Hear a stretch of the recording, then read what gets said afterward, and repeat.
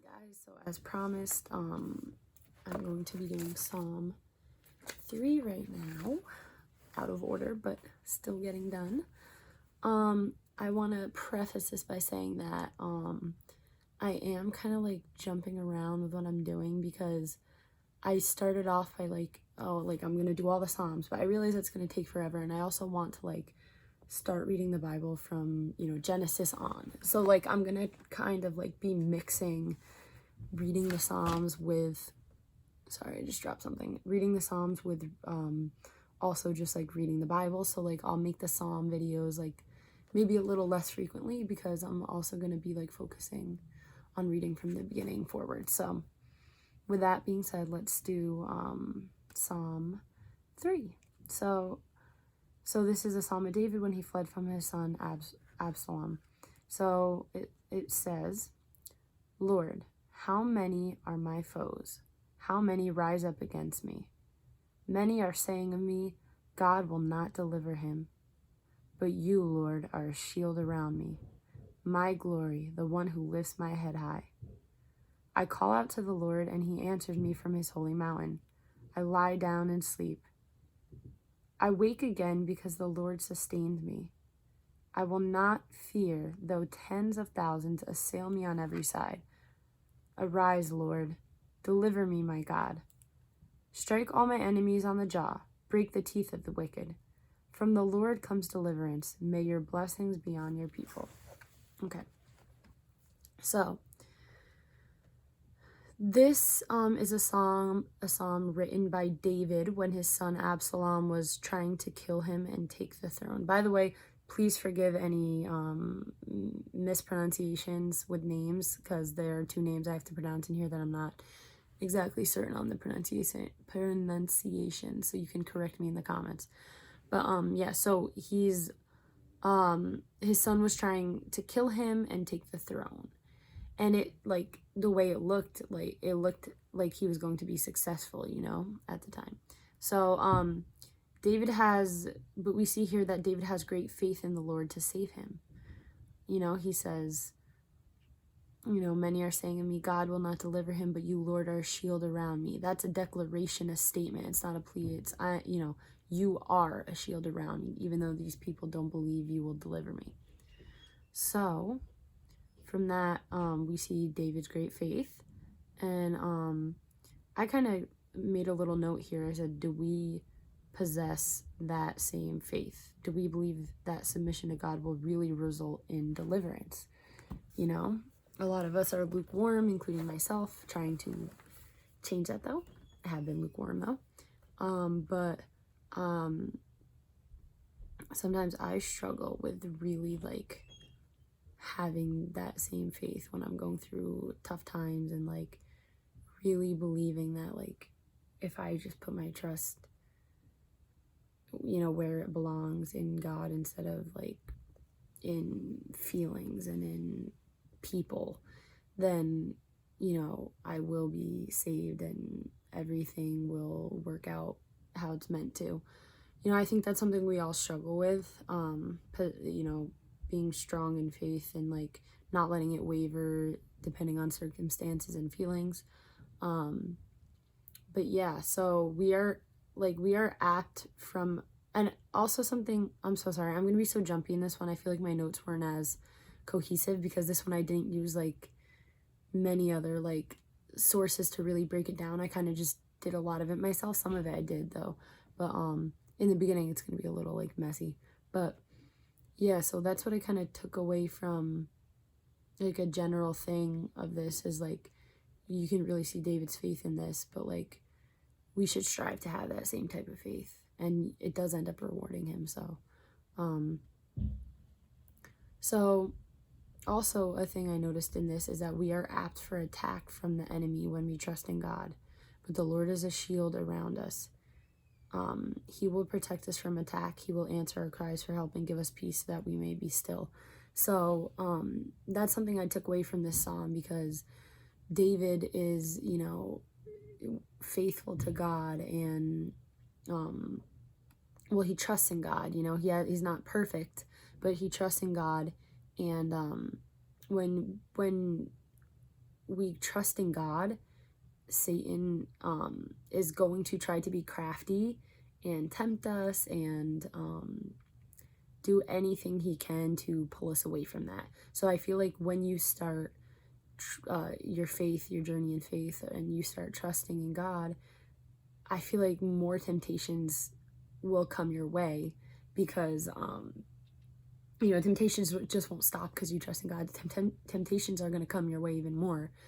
And, but you'll have the tools to fight those temptations. So, yeah.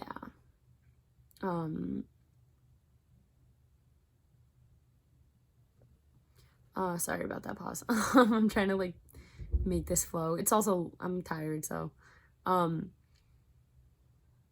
also in verse 5, this is gonna be really jumpy. In verse 5, you see, I lie down and sleep.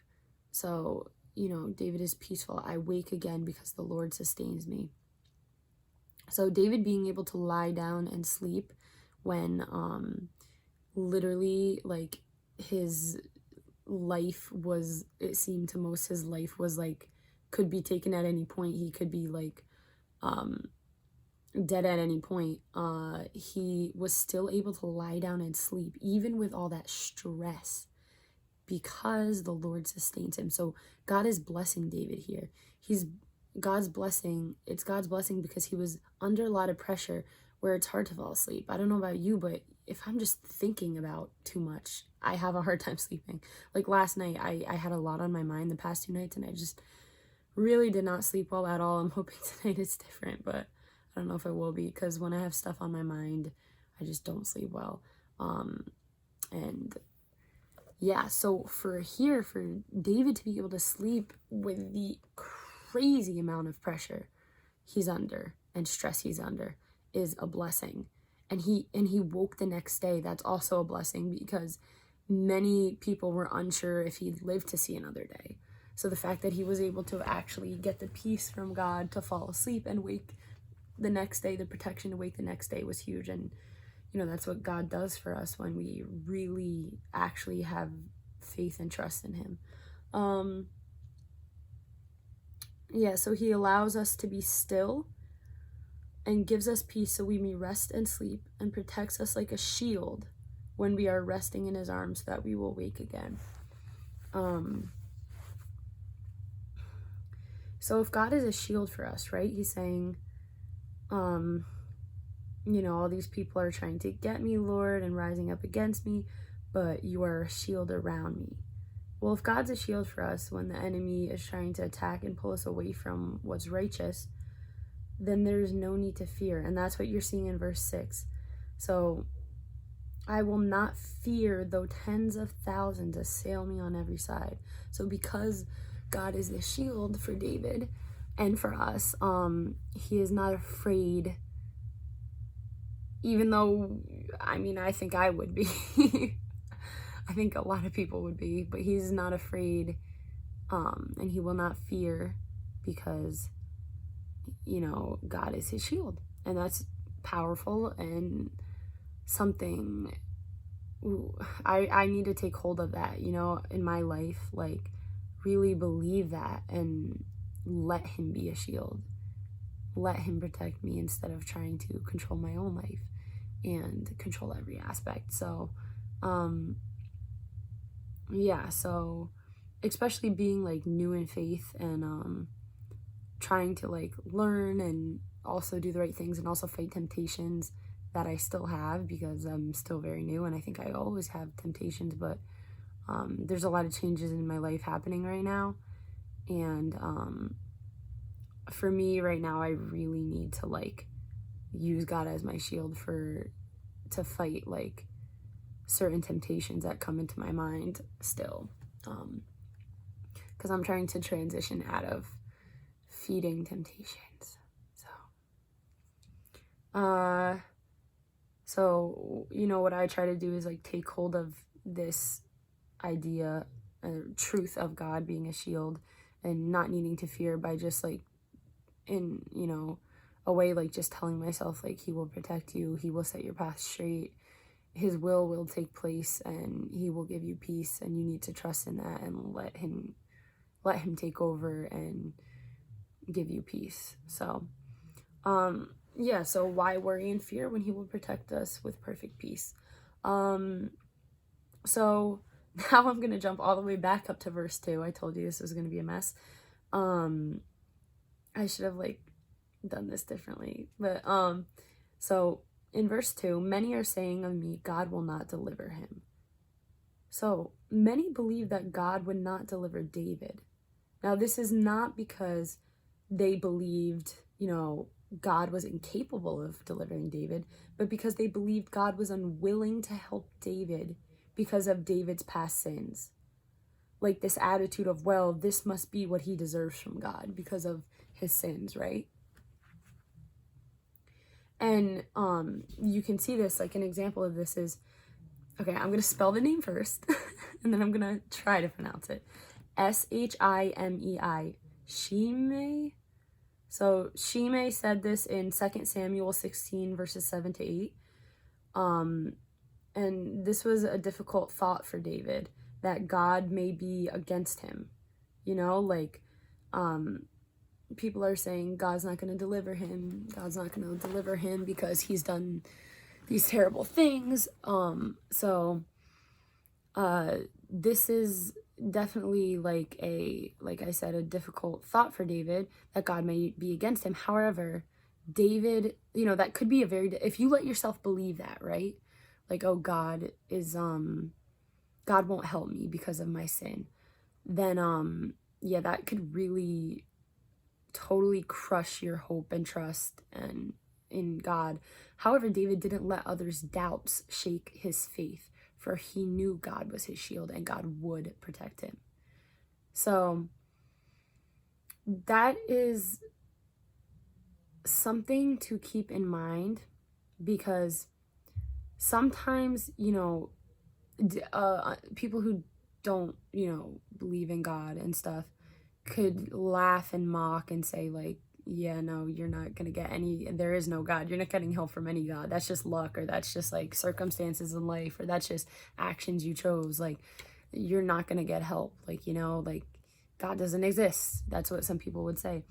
And even sometimes we ourselves believe God won't deliver us because of shame and guilt from our sins, right? We've all sinned. No one is sinless. None of us are sinless in this world nowadays. And it could be very easy for us to believe that, fall into shame and guilt and believe that, I've done all these terrible things. God is not going to save or help me. I'm too far gone. I'm past saving. I cannot be restored, right? That is absolutely not true. And the Bible does not preach that. And, all it takes is reading the Bible to logically know that's not true. However, our emotions and our feelings of guilt and shame allow us to believe that, right? It doesn't matter, how far gone you are, It doesn't matter how far gone you are in sin. You can always be delivered and saved if you trust in God and, follow his instructions and love him. And so, a lot of us believe that he will not deliver us because of our sin, because of our transgressions and our defiance, but that is not true. You have to have faith and take heart and get that false idea out of your head. So, and, I have really run away from God and really defied him and just known even some little bits of his word and not cared at times, at all, turn down my Christian music in my car and go off to wherever to go sin. You know what I mean? And it's just I don't let myself believe that, though. I don't let myself believe that because of my shame and the shameful things I've done, that I'm past saving. And no one should. It doesn't matter how deep you are in sin and how knowing you are of yourself committing sins and going with it. So you can't let yourself believe that, because it's just not the truth. It's absolutely not the truth. It's never too late for anyone. So anyway, and also as Christians, we would never tell another person that you are too far gone. No, you're too guilty. You're too no, you're too deep in your transgressions. You are too far gone. God won't help you. We would never tell another person that. So why would we? Because we wouldn't believe it. So why would we ever believe that about ourselves? Why would we? Because we're guilty and we're shameful. So we'll believe it about ourselves, but we would never believe it about someone else or tell someone else that. So don't tell yourself that. It's just not the truth. Anyway, so, and it also like totally is like a cop-out for not trying at all to gain a relationship with God or for opening yourself up to him. It can be a cop-out. So I mean, it's just not true, and if you know the word, you know that, right? So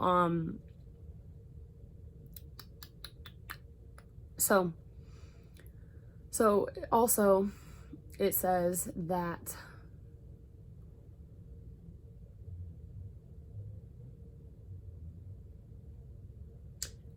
in verse 3, but you, Lord, are a shield around me. So the Lord is his shield, my glory, and the one who lifts my head high. He lifted David's head high and put David, by like lifting his head high, God is putting David on a higher ground against enemies, as God does for people who believe in him. It's not a fair playing field when you have God on your team. You have the advantage against the enemies.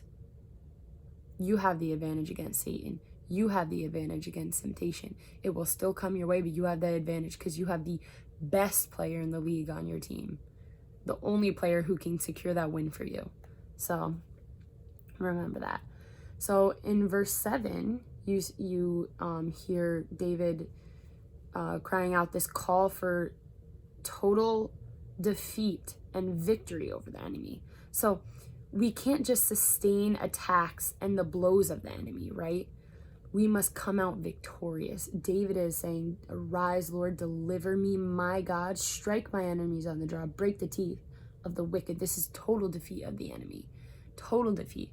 So it's not enough to just,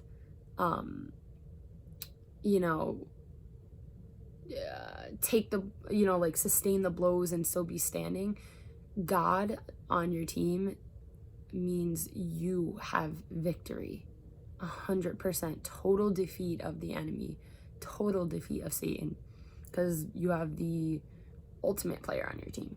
And so I kind of already said my applications there about my applications into real life. I already kind of mentioned along the way about basically trusting in God as your shield, not fearing because God is your shield, and believing that, and also not believing you're too far gone and your sin is too heavy. We all can always, it doesn't matter how much you know, it doesn't matter if you grew up reading the Bible back to front and you know the word and you went against it and you ran away from God and you defied him and you sinned and you knowingly sinned and committed these acts.